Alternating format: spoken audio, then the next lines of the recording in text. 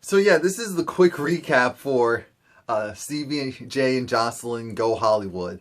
Yeah, just so you guys know, this is going to be a cute show. It's not going to be anything really drama filled or over dramatic. It does feel a little forced, and it's like because you see that they're trying to change, but in order to make real money out there in Hollywood, but Joseline's essentially like still kind of stuck in her ways, and Stevie's like, all right, we're not Atlanta anymore, the turn up needs to be over. So the episode essentially starts out with Stevie meeting up with his guy Tony, who he's been friends with ever since the bad boy days, and Tony is literally like a taller version of Stevie J. That's what I see. It's like they're the same person basically.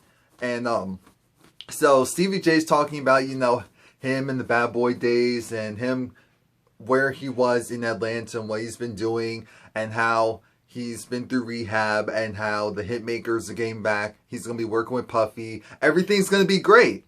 And so now it's about time for them to get to work. Joseline wasn't invited, so Joseline was like, you know what? I'm just going to come here myself. And so she meets up with K. Michelle because, K. Michelle's out in L.A. and, or is she? I thought she was in New York. Whatever. However, they made that work. And so they're out and they're having a good time, and they're all kissy, kissy, huggy, huggy. And I'm like, oh, okay. I know K. Michelle likes to be friendly and all that, but I didn't realize she kind of bordered the line of fish and chips, if you will. But anyway, so Joseline was just like, I worked with this guy and this other producer besides for Stevie, and that's how things kind of set it off. And I was like, I have to make my career happen for me. I can't wait on anyone. And that's good she has a mentality, because essentially they don't want her for the for the movie, but she doesn't know that yet. She does not know that yet. And it does feel weird because they keep doing these cutbacks to like 2 weeks ago where they were in Atlanta, or in general, they're recording somewhere else, and it could have been yesterday. You know how these producers do. Or it's like they had these whole scenes staged so that they could have them just implanted into what's currently going on.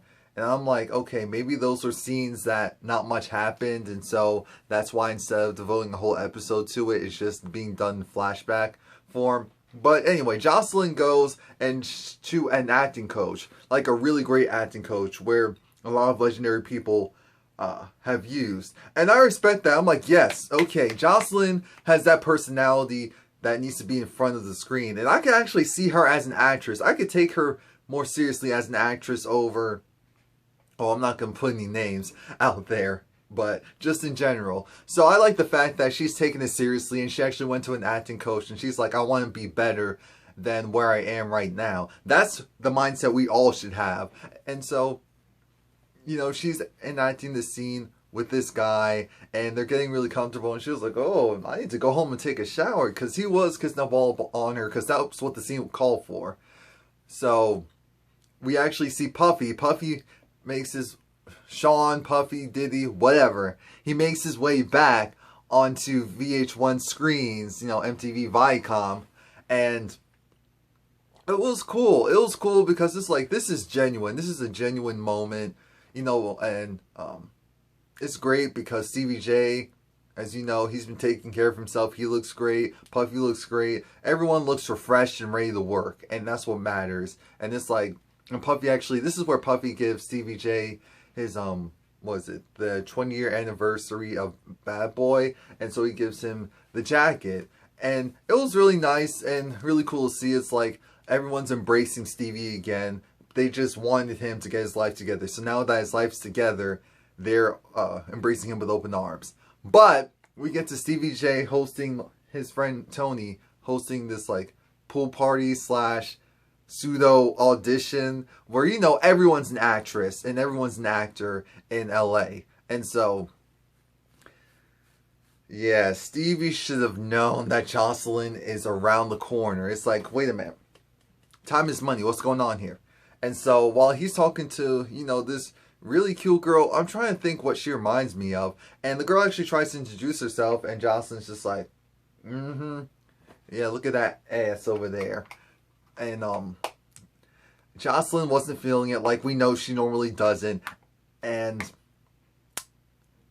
she messes up because she has the producer guys, the executive producer who's a woman, or co-producer, co-director. Maybe she's, I don't know. But anyway, someone, a head honcho and another head honcho from the film, they're there, and Joseline's acting a fool. You know, her voice is low because she's trying not to act a plumb fool, but she's still acting a fool in front of these people with the money. So you know what happens? The people with the money, they have a separate meeting with Stevie, and what ends up happening is they say, you know what? This is all great, but Joseline, she has to audition. And you know, that went from she has to audition to she can't be in the movie.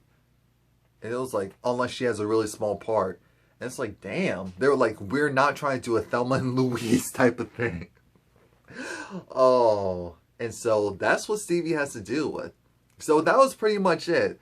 And so, of course, it shows a preview for what's going to be occurring through this season. And again, it's going to be pretty good. I'm glad that this is only 30 minutes because this could have probably been done in about 4 or 5 weeks max, as far as having actual value and something that we'd be interested in. So let me know what you think. Did you guys catch it? It comes on Monday nights after Love and Hip Hop at 9 p.m. And then K. Michelle's show comes up at 9:30. So it makes sense why K. Michelle's also on there to brand herself, because they have their commercials and everything going. So I see what you're doing, Mona Scott. Of course, shout out to Mona Scott Young. Please like, comment, subscribe. Let me know what you think. Are you going to watch the show? Are you not going to watch the show? Let me know.